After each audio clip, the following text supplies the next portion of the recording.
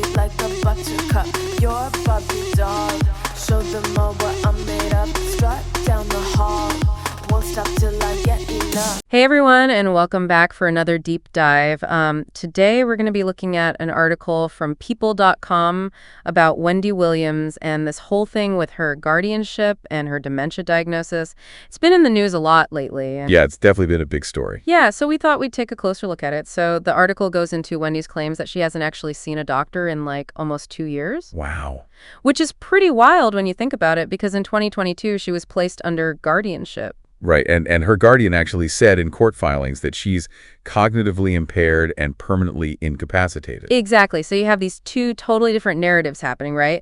You have Wendy saying she feels great and calling the diagnosis like disgusting. Yeah. And then you have her guardian saying the complete opposite. Right, it's a really tricky situation because it brings up all these questions about guardianship and, what does it actually mean for someone to be considered unable to make their own decisions? Yeah, like when does the court step in and say, okay, you need someone else to make decisions for you? Exactly. Well, basically, guardianship is a legal process where a court appoints someone to make those decisions for an adult who they've deemed incapable of making them for themselves. Okay, so it could be about finances or healthcare or even where they live. Exactly. It's supposed to be a protective measure, Right. But like we're seeing here with Wendy, it can also lead to these conflicts when the person under guardianship doesn't agree with the assessment. Totally. So on one hand, we have Wendy saying, I'm fine, I can make my own choices. Uh-huh. And on the other hand, you have her guardian claiming that she can't. Yeah, and to add another layer to all of this, the People.com article brought in this New York-based neurologist, Leah Kroll, and she pointed out that Wendy's past substance abuse could make the diagnosis even more complicated. Oh, that's interesting. Yeah, because Kroll says the symptoms of alcohol-induced brain damage can sometimes look a lot like dementia. Oh, wow, I didn't realize that. Yeah, and the article mentions that Wendy is now sober, which makes it even harder to figure out if those earlier diagnoses were accurate or if they were influenced by her drinking.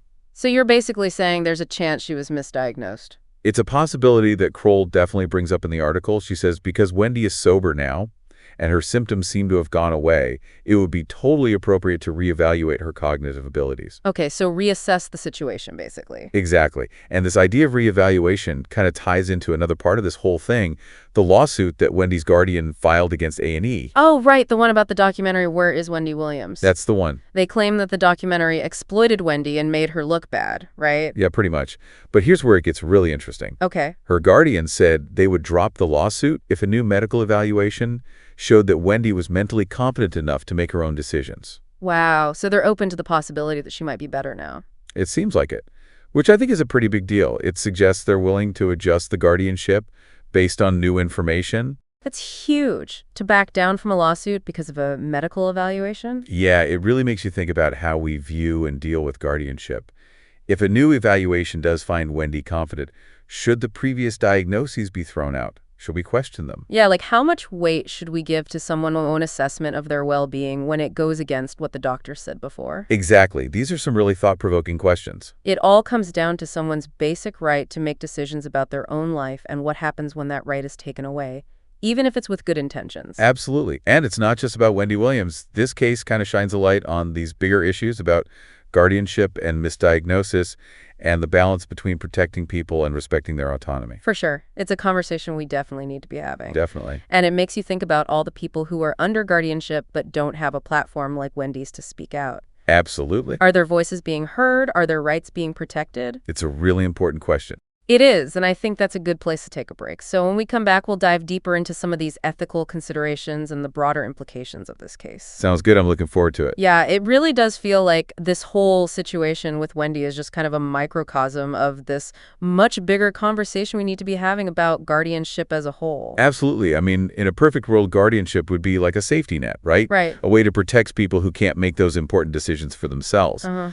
But what we're seeing with Wendy, it shows just how easily conflict can arise, when the person under guardianship doesn't agree with the court's assessment. And it makes you wonder about all the other people out there under guardianship who maybe don't have the same platform as Wendy to voice their concerns. Exactly. Like, are their voices being heard? Are their rights being fully protected? Yeah, those are really important questions. And I think this case highlights the need for more transparency in the guardianship system. Okay. We need to make sure it's not being misused or abused, Right. and that the people under guardianship actually have a way to express their wishes. and have those wishes taken seriously. It's about finding that balance, isn't it? Yeah. Between protecting someone who might be vulnerable and respecting their right to make their own choices. It is a delicate balance for sure, especially in cases like this where you have these conflicting accounts of how the person is actually doing. Exactly. So with Wendy, we have her saying she feels great and doesn't need a guardian. But then you have the court documents saying she's incapacitated. It's tough because you want to respect people's self-perceptions and give them a voice in their own care. Right. But at the same time, you have to consider that some conditions can affect a person's judgment and self-awareness. Oh, absolutely. Like, how do you know when someone's truly capable of making those big decisions? Right. That's why it's so important to have these really thorough evaluations and to really listen to the individual. Yeah. But also to look at all the evidence and get expert opinions. So it's about looking at the whole picture. Yeah. Exactly. Yeah. And making sure that guardianship is being used as a last resort, Right. not just jumping to conclusions. To protect people who genuinely need it. Precisely. Not to restrict someone's freedom unnecessarily. That's the million-dollar question, isn't it? It really is. How do we ensure that guardianship is being used appropriately? And I think this case, with all its complexities, is such a valuable opportunity to examine those questions more closely. Absolutely. We need to be asking those tough questions and pushing for reforms that protect both individual rights and the well-being of those who might be vulnerable. Because at the end of the day, it's not just about laws and court cases. It's about real people's lives. Exactly. These decisions have real-world consequences for individuals and their families, and we can't lose sight of that. We have to remember the human element. Absolutely. You know what I find really fascinating about this whole situation is how it sparked such a broad discussion about guardianship, medical ethics, self-determination. It's not just experts talking about this anymore. Right. It's everyday people. Which is amazing. It really is. And I think a lot of that has to do with Wendy Williams herself. You know, she's this public figure who's not afraid to speak her mind. Yeah, she's definitely using her platform to challenge the status quo. And I think that's incredibly valuable. It forces us to confront these uncomfortable truths about the systems we have in place. And ask ourselves if those systems are actually working the way they should. Exactly. Are they truly serving the people they're meant to protect? It's powerful to see how one Trumpton's story can spark such meaningful conversations. And potentially lead to positive change. It reminds us that these aren't just abstract issues. We're talking about real lives here. Real lives with real consequences. And we all have a responsibility to make sure those systems are just and equitable. It's a reminder that we all have a voice. And we should use it to advocate for a better world. Absolutely. You know, as we're talking about this, I can't help but think about the role of the media in all of this. Oh, yeah. How their coverage shapes public perception of Wendy and her capacity to make decisions. It's a really important point. You know, the way these stories are framed and presented can have a huge impact on how people view the individuals involved. And the issues at hand. Exactly. And it raises questions about how we as consumers of media engage with these stories responsibly. Like, how do we balance the public's right to know with someone's right to privacy? Especially when you're dealing with sensitive health issues. It's a tough line to walk, for sure. It is. And I think it's crucial to approach these stories with sensitivity and a commitment to accurate reporting. We have to remember that there's a real person behind the headlines. Absolutely. Someone who's going through something incredibly difficult. We might be fascinated by the legal and ethical aspects of the case, but we shouldn't lose sight of the human element. I think that's a great point to transition into discussing the ethical considerations around media coverage and public perception. I agree. I think it's really important to unpack how those factors influence our understanding of these complex situations. Yeah, it's like this added layer of complexity with Wendy's case because everything's so public. Right? You know, she's a celebrity, so their health struggles, they're not private. It's all out there for everyone to see.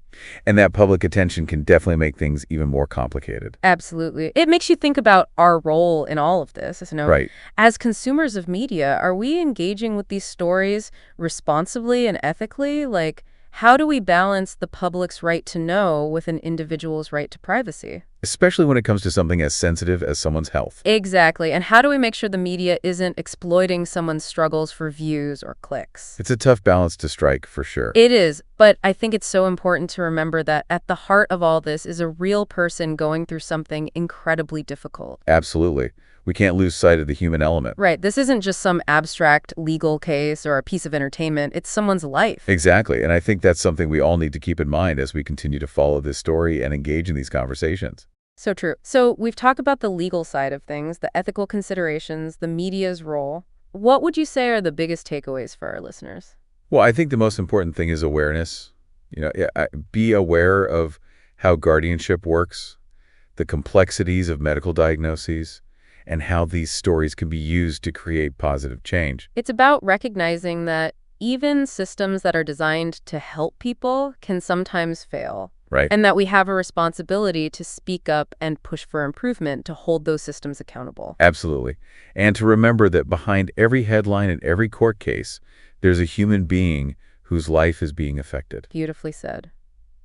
Well, I think that about wraps things up for this deep dive. It does. It's been a really thought-provoking conversation. Thank you so much for joining us. It's been my pleasure. And to all our listeners out there, we'll catch you next time for another deep dive into the topics that matter most. Sound the alarm. I'm coming up. We'll have a ball. I'm sweet like a buttercup. You're Barbie doll. Show them all what I'm made up.